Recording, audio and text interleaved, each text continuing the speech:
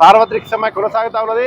ముఖ్యంగా కార్మిక వర్గం అంతా కూడా రోడ్ల మీదకి వచ్చి దాదాపుగా 30 కోట్ల మంది ఇవాళ రోడ్ల మీదకి వచ్చి మాకు కనీస వేతనం అమలు కావడం లేదు. అదే రకంగా గత 120, 130 సంవత్సరాల కిందట ఏదైతే పని దినం 8 గంటల పని దినం ప్రకటించుకున్నారో ఇవాళ నరేంద్ర మోడీ వచ్చిన తర్వాత దాన్ని 12 గంటలకు పెంచుతూ ఇవాళ లేబర్ కోడ్ అంటే గతంలో ఉన్నటువంటి కార్మిక వర్గం కొట్టాడి సాధించుకున్నటువంటి విధానాన్ని కాదని కొత్తగా నరేంద్ర మోడీ గారు వచ్చి 12 గంటల పని విధానాన్ని ఇవాళ ప్రకటించడం అనేది జరుగుతా ఉన్నది.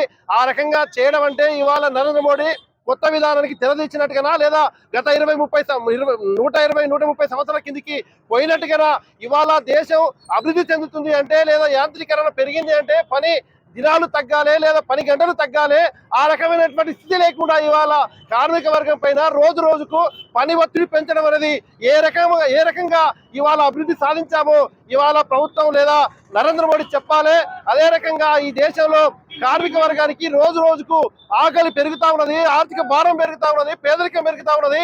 ఈ రకమైనటువంటి స్థితి ఈ దేశంలో కొనసాగుతున్నట్టు దారిద్ర్యం రాక ఇంకేమొస్తుందో ఇవాళ నరేంద్ర మోడీ చెప్పాల్సిన అవసరం, ఈ దేశ ప్రజలకు చెప్పాల్సిన అవసరం ఉంది అనే సంగతి మేము గుర్తిస్తా ఉన్నాం. కాబట్టి నరేంద్ర మోడీ గారు ఇవాళ అధికారంలోకి వచ్చిన తర్వాత గత ప్రభుత్వాలు అమలు చేసినటువంటి నూతన ఆర్థిక విధానాలైన ప్రపంచీకరణ, ప్రైవేటీకరణ, సరళీకరణ ఇట్లాంటి యాంత్రీకరణ విధానాల్ని నేను కాదని కొత్త విధానాన్ని తీసుకొని వస్తానని చెప్పేసి మాట్లాడినప్పుడు ఇవాళ కొత్త విధానం అంటే పని విధానాన్ని పెంచడమా, కొత్త విధానం అంటే కార్మిక వర్గానికి ఆకలి పెంచడమా, కార్మిక వర్గానికి ఇవాళ పని లేకుండా చేయడమా,